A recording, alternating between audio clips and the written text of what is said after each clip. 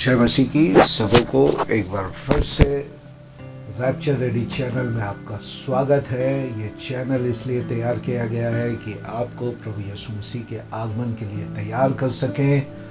और आपके धन्यवादित है पिछले वीडियोस के लिए कि आपने अपना समय निकाला और इन वीडियोस को देखें। मेरा विश्वास है कि प्रभु ने पिछले वीडियोस के द्वारा आपको आशीष दिया होगा। और आज भी हम प्रभु के आगमन से संबंधित कुछ बातों को सीखने के लिए हैं। और आज जिस विषय के बारे में हम बात करेंगे वह है परमेश्वर के पर्व का एक और पर्व। बीते दिनों में हम तुरी के पर्व के बारे में सीखा था जो 7वें महीने के पहले तारीख के होता था। आज एक और पर्व के बारे में बात करेंगे जो 7वें महीने के ही 10वीं तारीख के होता है। और इस पर्व का नाम है छुटकारे का पर्व, हिंदी में लिखा है, या प्रायश्चित का पर्व हिंदी में इन बातों को लिखा है, पर इंग्लिश में लिखा है डे ऑफ अटोनमेंट। और अगर आप हिब्रू में देखें तो इसे हिब्रू में यम कपूर कहा जाता है, योम किप्पुर या योम किप्पुर कहा जाता है। और आज इसी के बारे में हम बात करेंगे। 3 बातों को देखेंगे कि ये होता क्या है, इसको सेलिब्रेट कैसे किया जाता है, और इसका भविष्यवाणी का अर्थ जो आज के कॉन्टेक्स्ट पे है वो क्या है। ये हमारे सितंबर और अक्टूबर महीने में होता है। इस बार ये पर्व इसी महीने अक्टूबर महीने के 5 तारीख के ये पर्व इस्राएल में मनाया गया।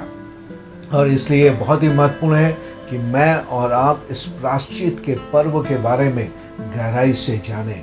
और यदि देखें तो 3 भागों में इस पर्व के बारे में बाइबल में आया है। यदि आप लय व्यवस्था की पुस्तक उसके 16 अध्याय को पढ़ें तो 16वें अध्याय में डिवाइन इंस्ट्रक्शंस को पाएंगे, या ईश्वरीय निर्देश को कि ये पर्व किस रीति से मनाया जाए। अर्थात महायाजक जब इस पर्व को संचालित करे या कार्य करे तो वो किस तरीके से इस पर्व के दिन काम करे। नंबर 2, लय व्यवस्था। अगर 23 अध्याय को अगर आप पढ़ें तो लय व्यवस्था 23 अध्याय में लोगों के लिए बतलाया गया है कि ये पर्व क्या है, लोगों को समझाने के लिए, बतलाने के लिए कि ये प्रायश्चित का पर्व क्या होगा, यम किप्पुर क्या है, इसको दिखाने के लिए। और यदि गिनती की पुस्तक उसके 29 अध्याय 7 से 11 को पढ़े तो आप यहाँ पे पाएंगे कि बलि की विधि के बारे में, किस तरीके से बलिदान यहाँ पे चढ़ाए जाएंगे उसके बारे में बताया जाएगा। तो यदि आप लय व्यवस्था मेरे साथ लय व्यवस्था की पुस्तक में चलें उसके 23 अध्याय में, तो ये पर्व क्या होता है इसमें से मैं कुछ आयतों को आपके लिए पढ़ दूंगा। लय व्यवस्था की पुस्तक उसका 23 अध्याय और उसकी 26 से लेकर 32 आयत तक ये लिखा हुआ है। यदि आप इसके 27वीं आयत को देखें, लय व्यवस्था चैप्टर 23 वर्स 27, उसी 7वें महीने का 10वां दिन प्रायश्चित का दिन माना जाए, वह तुम्हारी पवित्र सभा का दिन होगा।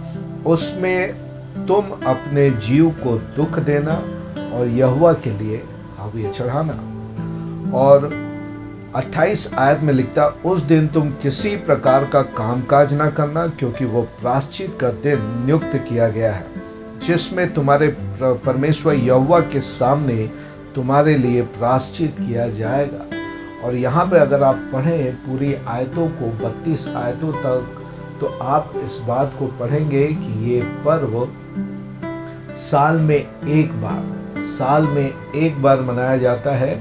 और एक ही दिन महायाजक को महापवित्र स्थान में साल में एक बार जाने की अनुमति होती है।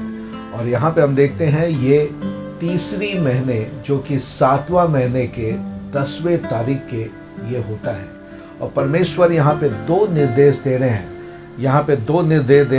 जो कि 27वीं आयत में लिखा, अपने जीव को दुख देना।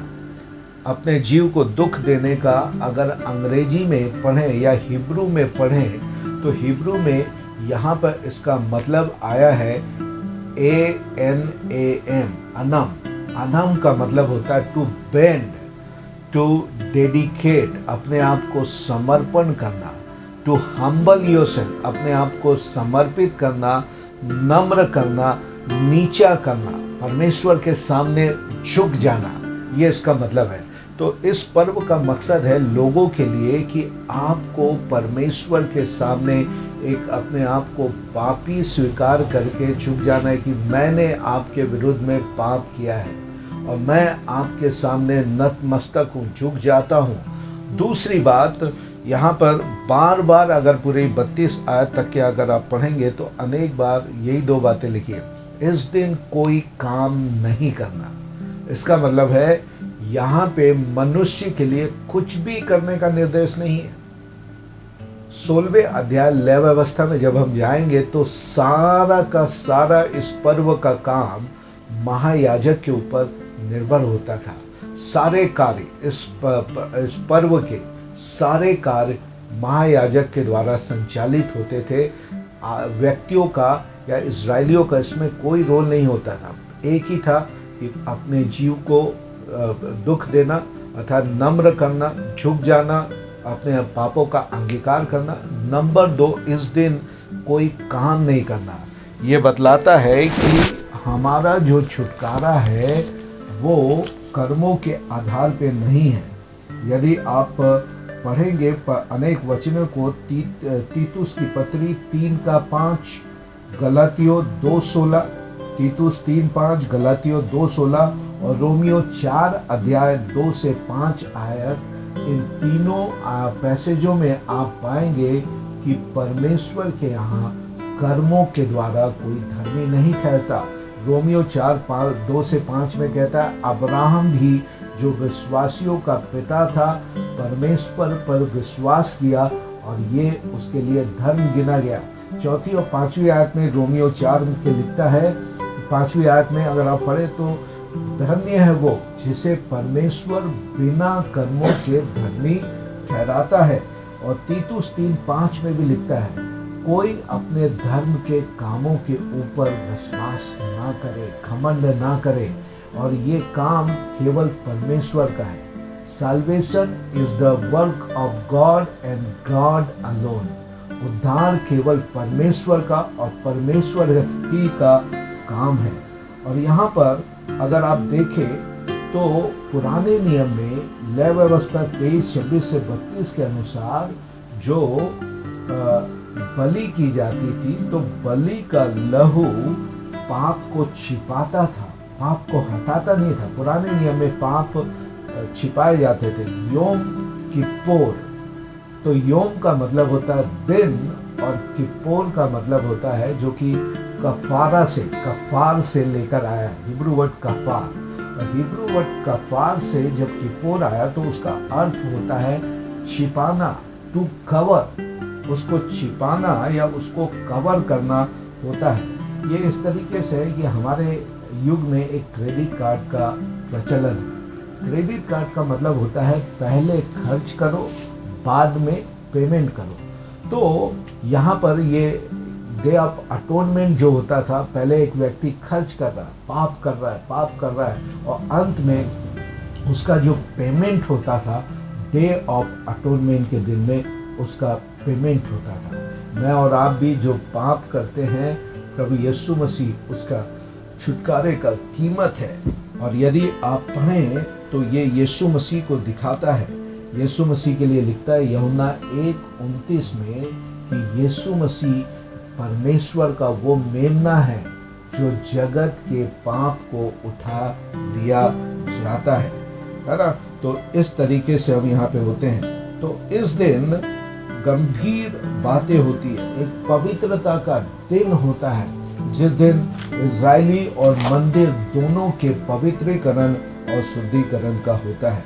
लेविटिकस 16 अध्याय में जब आप पहुंचेंगे तो मैं इसको कहानी के रूप में बताऊं कि वहाँ पर 2 बातें वहाँ पे लिखी गई है। पहला कि ये साल में एक बार एक ही दिन महायाजक को महापवित्र स्थान में जाने की अनुमति थी और बिना और किसी दिन में वो इस महापवित्र स्थान पे नहीं जा सकता था। और तब परमेश्वर ने जाने के लिए जो विधि दिखाया, वहाँ पे निर्देश दिए, वो ये कि हारून पहले अपने और अपने परिवार के पापों के प्रायश्चित के लिए एक बुल को सैक्रिफाइस करे और उसके लहू को लेकर अपने और अपने परिवार के पापों की प्रायश्चित के लिए मस्जिद सीट में जाकर जो प्रायश्चित का ढकना है उसके ऊपर 7 बार ले जाकर वो उस बुल के लहू को वहाँ पे छिड़केगा। और उसके बाद जब वो बाहर आएगा तो उसके पास मिलाप वाले तंबू के पास 2 वहाँ पर गोट या बकरी वहाँ पर लेकर आ जाएगी।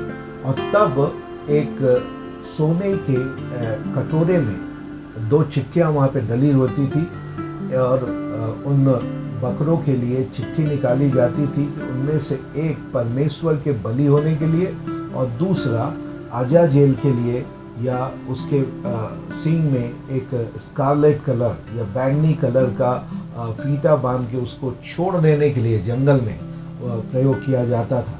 और तब उसके चुनाव के द्वारा जो बकरा परमेश्वर के नाम से निकलता था, हारून उसको छावनी के बाहर बलि करके उसमें से कटोरे में एक लहू लेकर महापवित्र स्थान पे जाता था और जाकर फिर उसी स्थान पे जो प्रायश्चित का ढकना है उसके ऊपर 7 बार वो छिड़कता था।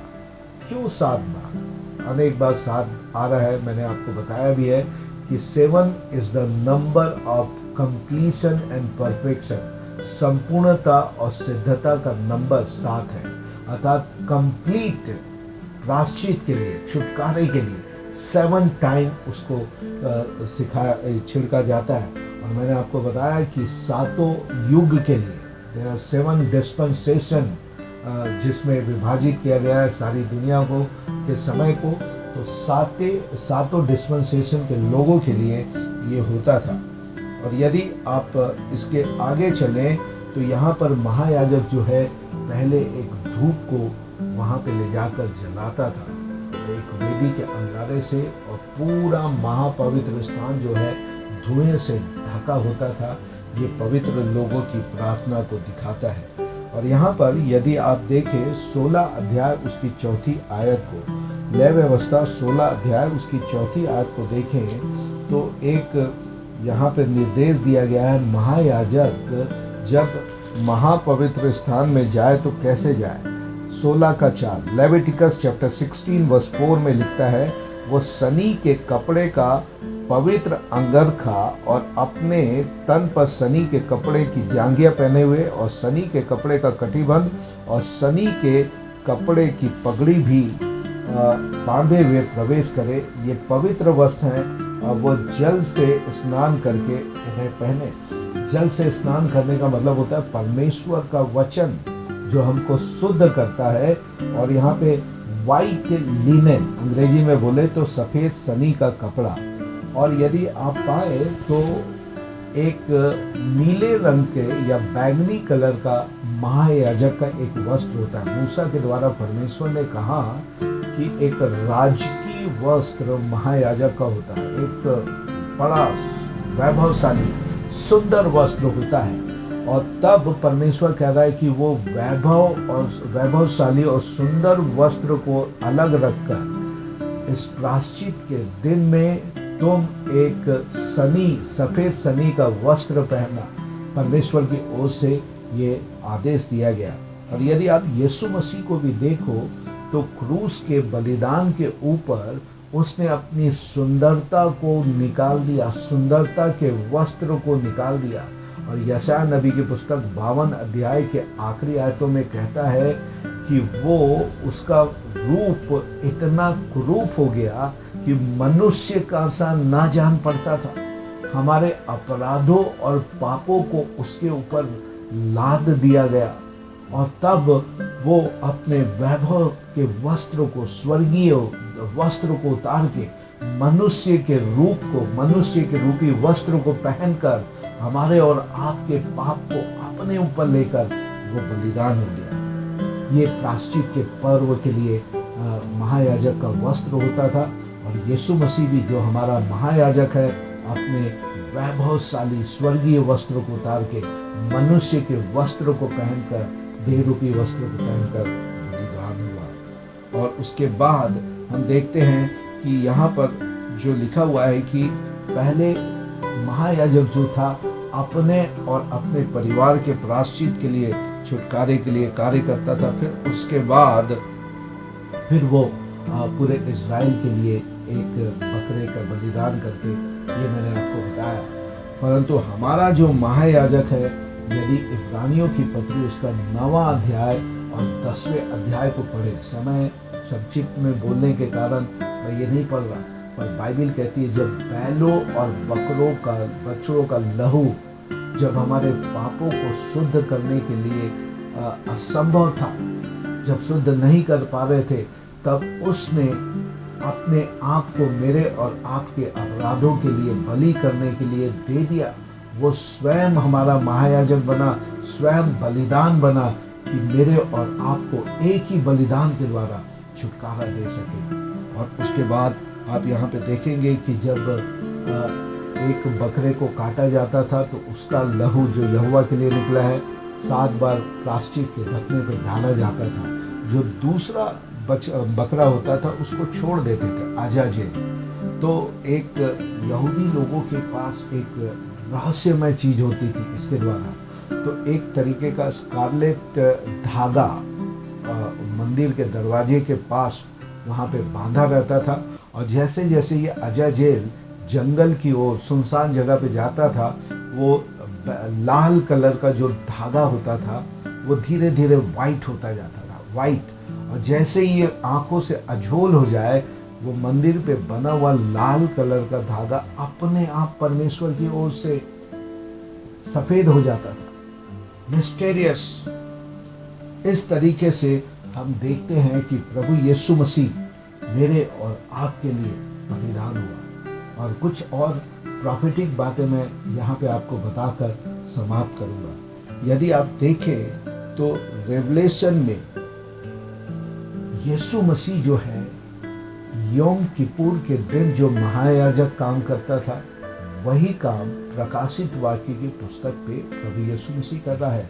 तो अगर आप पाएंगे, आप प्रकाशित वाक्य की पुस्तक को अगर निकाल लें, 8वें अध्याय को, प्रकाशित वाक्य की पुस्तक उसका 8वां अध्याय को हम निकाल के कुछ आयतों को देखेंगे। जब महायाजक महापवित्र स्थान पे जाता था तो वो बिल्कुल सन्नाटा वहाँ पे छाया रहता था, क्योंकि लोगों को अपने घर में रहना है और केवल महायाजक यहाँ पे कार्य करता है। तो यहाँ पे लिखता 8 अध्याय उसकी पहली आयत, यहाँ पे लिखता है जब उसने, रेवलेशन चैप्टर 8 वर्स 1, जब उसने 7वीं मुहर खोली तो स्वर्ग में आधे घंटे तक सन्नाटा छा गया। और मैं आपको बताऊं, एग्जैक्टली आधे घंटे के लिए महापवित्र स्थान पे महायाजक जाता था और उस आधे घंटे तक कंप्लीट सन्नाटा होता था, एक गंभीरता होती थी, एक भय का वातावरण होता था। और उसके बाद अगर आप देखें कि 8 अध्याय 3 से 5 में क्या लिखा है, यहाँ पे लिखा है, फिर एक और स्वर्गदूत सोने का धूपदान लिए हुए आया और वेदी के निकट खड़ा हुआ और उसको बहुत धूप दिया गया कि सब पवित्र लोगों की प्रार्थनाओं के साथ सोने की उस वेदी पर जो सिंहासन के सामने है चढ़ाए। उस धूप का धुआं पवित्र लोगों की प्रार्थनाओं सहित स्वर्गदूतों के हाथ में परमेश्वर के सामने पहुंच गया। तब स्वर्गदूत ने धूपदान लेकर उसमें वेदी के आग भरी और पृथ्वी पर डाल दिया। जो महायाजक होता था, मैंने आपको बताया कि वेदी के अंगारे से आग लेकर वो उस महापवित्र स्थान पे जाता था। जब वहाँ पे धूप डाले जाती थी तो पूरा वो महापवित्र स्थान धुएं से भर जाता था। ये पवित्र लोगों की प्रार्थना है। और इसके बाद यदि आप देखें, जो यहाँ पर 8 से 3 से 5 जो अभी हम लोगों ने पढ़ा, यही कार्य को जो महायाजक है जो कि लय व्यवस्था उसके 16 अध्याय 12 और 13 में करता है। तब 16 अध्याय के 17वीं आयत में प्रकाशित वाक्य की पुस्तक चैप्टर 16 रेवलेशन चैप्टर 16 वर्स 17 में लिखता है, यहाँ पे 7वें स्वर्गदूत ने अपना कटोरा हवा पे उंडेल दिया और मंदिर के सिंहासन से ये बड़ा शब्द हुआ, हो चुका, इट इज फिनिश्ड। अंग्रेजी में लिखता है इट इज फिनिश्ड। और मैं आपको बताऊं, जब मंदिर के आधे घंटे की सेवा महायाजक करके बाहर आता था, तब वो कहता था इट इज फिनिश्ड। छुटकारे और प्रायश्चित का काम हो चुका, अर्थात तुम्हारे पाप क्षमा हुए, तुम्हारे छुटकारे का काम पूरा हुआ। और मैं आपको बताऊं, प्रकाशित इब्रानियों की पुस्तक उसके 9वें अध्याय 10वें अध्याय में लिखा हुआ है। एक आयत में पढ़ूंगा, 9वें अध्याय की 28 आयत में। इब्रानियों की पत्री 9 के 28 में भी लिखा है, वैसे मसीह भी बहुतों के पापों को उठा लेने के लिए एक बार बलिदान हुआ, और जो लोग उसकी बाट जोते हैं उनके उद्धार के लिए दूसरी बार बिना पाप उठाए हुए दिखाई देगा। Second time. अब जब महायाजक बाहर आता था, उसके हाथ में कोई कटोरा नहीं, कोई लहू नहीं, वो कार्य समाप्त करके वहां से बाहर आ रहा है। उसी प्रकार स्वर्गीय मंदिर पे हमारा प्रभु यीशु मसीह अपने बलिदान का लहू लेकर प्रायश्चित के ढकने के ऊपर छिड़क दिया, और अब जब वो सेकंड टाइम आएगा, वो कहेगा पूरा हुआ, वो कहेगा तुम्हारा छुटकारा पूरा हुआ। और अब उसके बाद यदि आप इस बात को देखेंगे तो तुरी के पर्व, तुरी और छुटकारे के पर्व के बीच के दिन को डे ऑफ आओ कहा जाता है, पीड़ा या दुख का पर्व कहा जाता है।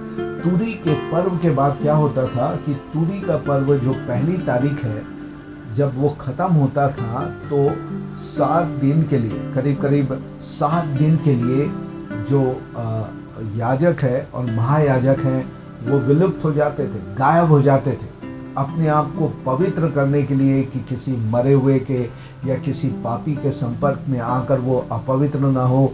और सजा ये थी कि वो मर जाएगा। इसलिए 2 तारीख से लेकर 9 तारीख तक 7 दिन तक वो अलग हो जाते थे, छुप जाते थे। यीशु मसीह हमारा जो महायाजक है, पाप के लिए जब बलिदान हुआ तो वो छुप गया।